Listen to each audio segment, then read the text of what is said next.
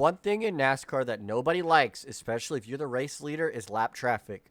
Most guys are pretty respectable at getting out of the way, but sometimes there have been multiple occasions where lap cars race the leader extremely hard and ends up ruining or hurting their race at a great finish. Ultimately, if you're a lap car, the best thing for you to do is just get out of the way and let their leaders be. But sometimes it's not that easy.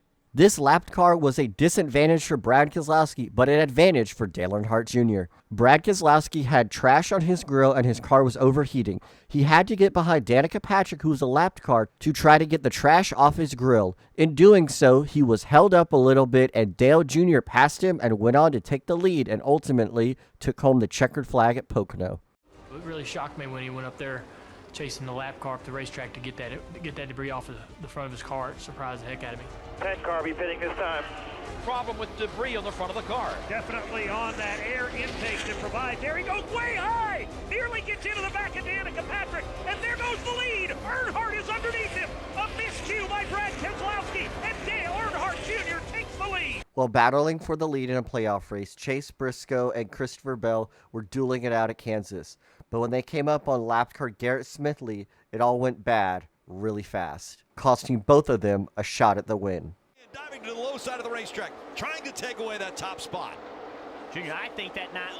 Contact! They both hit! Bell slams into the Briscoe, and now Bell across the grass. The 98 was sliding. How much damage? Look at all the damage on that 20.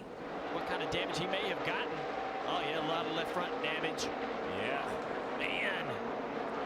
That was a great battle they had going on right there. It looks like the zero made the 98 check up. That's very possible. Noah Gragson has always wanted to win Homestead. He has come so close so many times. While leading the race with 3 laps to go, Noah Gragson had the race in hand. But David Starr was unfortunately having a problem at the worst moment possible.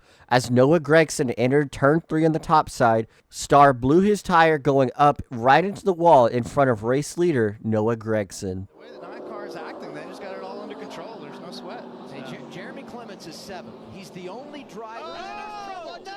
Into the lap car. That's the 13 of David Starr. Huge damage for Noah Gragson. Oh my and the caution is out. Again, Heartbreak. 2 races last year. He dominates the race, leads the most laps, and doesn't walk away with a trophy. And we see it again. I'm about ready to start throwing chairs up here. What?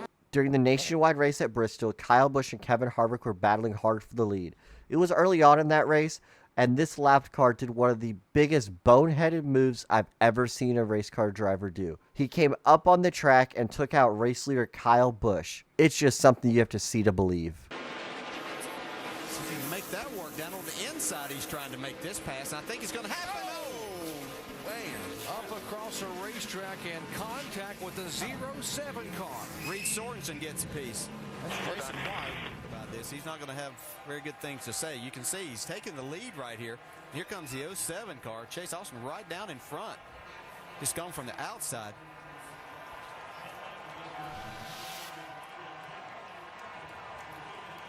So Kyle out of the car, obviously frustrated.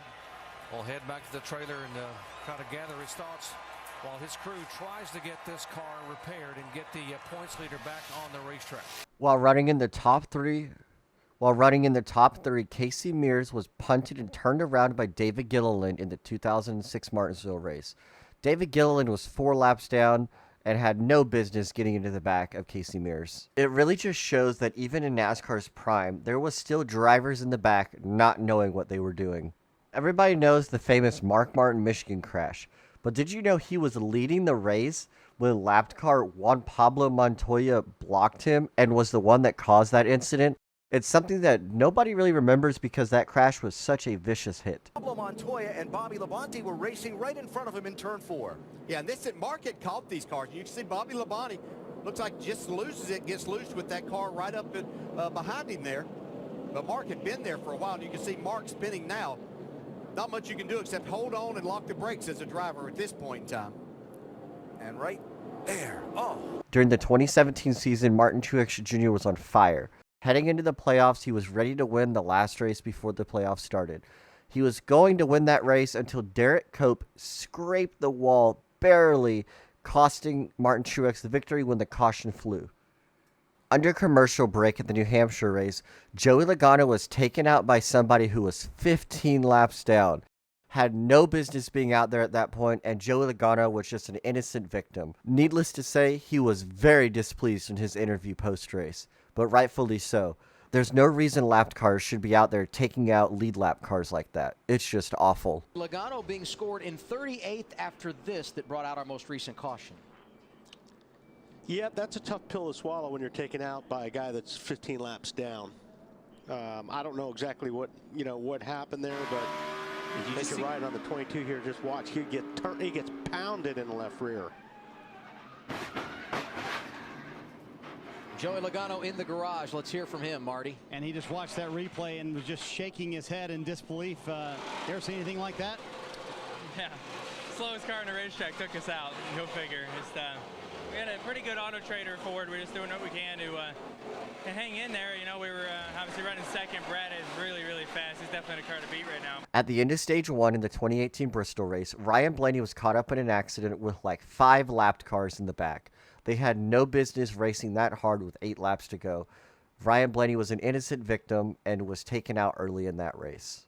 On some lap trouble, turn 3. Yikes! Get around the corner. Good. Trevor Bayne went around. He got turned. In the middle. Yeah, Bayne just didn't know Buescher was on the outside. Yep. Ooh.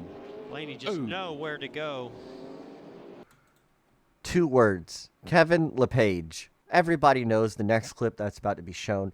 There is no need to explain it. But if you do not know this incident, Kevin LePage was a lapped car coming off a pit road at Talladega. He merged in front of the entire field, causing the big one in the nationwide race. What an idiot. The 66 and David Stremme and another car owned by Rusty. Oh, we got a spin. It's a tap from Wallace. Right behind you. Oh, the big one in turn 1, heavy contact, cars in the wall. Stephen Wallace heavily damaged. There comes Kyle Krisiloff down. David Rudiman involved. Oh, heavy damage on Stephen Wallace's Chevy. He was having such a great run. And Kyle Busch has damage on the right front of his Toyota. Kyle Busch continues to have problems finishing this race. He tried a different strategy, but he's still caught up in this race. He's checking off pit road first, probably. Oh, you see what happened here. This 61 was not up to speed, and it's almost like these guys moved over and didn't see him. Had no idea that he was coming out. I'm sure that the spotters up there saw him on the apron. They weren't expecting him to come and join back right in front of the leaders. That's just a very unfortunate situation and a mistake on Kevin's part and his spotter. Quite honestly, somebody's got to be telling him, and he has to know that these leaders are coming because he just messed up a lot of cars and drivers' chances. Race leader Clint Bowyer was taken out of the lead at Bristol in 2013 when a lapped car got into him and he spun down the track, hit by a sliding Bobby Labonte, and ended his day. The leader and everybody else that passed him. And you know these cars right. Oh, he got touched. Got turned around. The race leader. Caution. Can they all avoid him? No. I think Jeff Gordon got into the back of Bobby Labonte as he slowed. Yep. Hey, roll. Clint was doing all he could, to try to race his way around these lap cars. You see the 93. It's a run. See, that's Kyle Busch right in front of Clint. Wow. Pounded him. Yeah. Travis Kvapil in that 93 car again had just been lapped by the leader Clint Bowyer. And here comes Bobby Labonte. Racing hard for the lead, Kyle Busch was wrecked at Texas and ended up being taken out by a lapped car who was in the way when he was battling Carl Edwards for the race lead. This ultimately extremely frustrated Busch after this accident. Steve Park could hear him on the radio say, darn those lap cars or something like that, and this is why. Yeah, here he is coming up off turn 4, and watch him. He's going to try to go on the outside of this white car. Is that the number 40? And they touch right there, and it sends Park into a spin, down on the grass, back across the racetrack, and backs hard into that wall. Need a new tail clip on that one.